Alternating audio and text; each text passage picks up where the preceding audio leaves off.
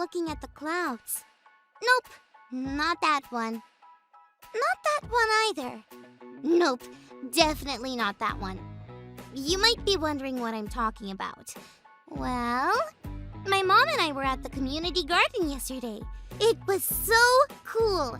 Everyone in our neighborhood came and planted something. My mom and I planted tomatoes. I heard my mom saying that the next thing we need is for it to rain, so that the plants we all planted can grow. So, I'm looking up at the clouds and trying to guess which one will bring the rain we need. Not that one.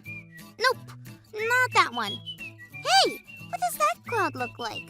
Yeah, a rhinoceros. What does that cloud look like?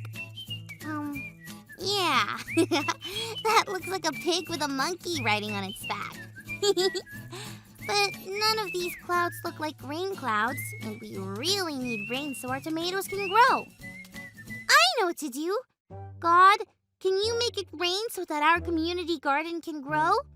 That would be awesome! Oh, and you're awesome, God! Thanks! Amen! I'm gonna keep looking for rain clouds while we check out our Bible story for today. It's time for today's Bible story. It comes from the book of 2 Kings, chapter 4.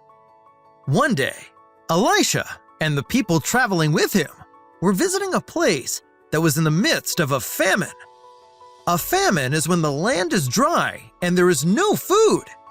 They didn't know what to do, but Elisha told them to cook a large pot of stew. They didn't have anything to put in it, so one of the men with Elisha went out and picked a bunch of gourds, which are kind of like pumpkins but skinnier. He sliced them up and threw them in the stew, even though he didn't know what they were. The stew was terrible, and no one could eat it. But Elisha listened to God closely and did what God said. He knew what the stew needed. He got flour and sprinkled a little bit in. After that, the stew was good for them to eat. Another time, a man brought Elisha 20 loaves of bread. It wasn't enough to feed everyone, but Elisha told him to pass it around anyway, because God told him there would be plenty for them to eat. In fact, there would be leftovers. The people who were with Elisha weren't sure about this, but they did what he said, and sure enough, they all ate until their bellies were full, and there was more for later. Even in the midst of a great famine, when Elisha and the people traveling with him needed food, Elisha never worried, because he knew, I can ask God for what I need.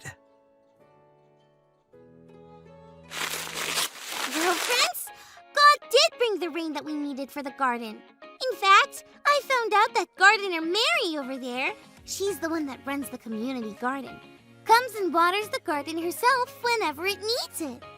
So God not only brought rain, but God also gave us gardener Mary. God really knows what we need.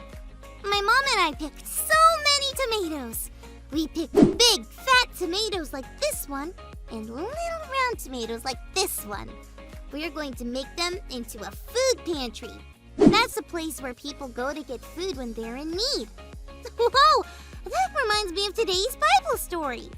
I guess God is still giving people food when they need it.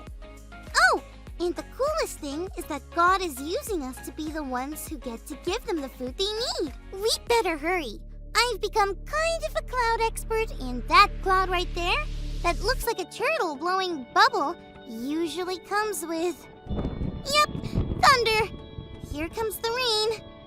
I guess God is still answering my prayer. Remember, friends, I can ask God for what I need. See you next time. Thanks for learning and growing with me. Bye!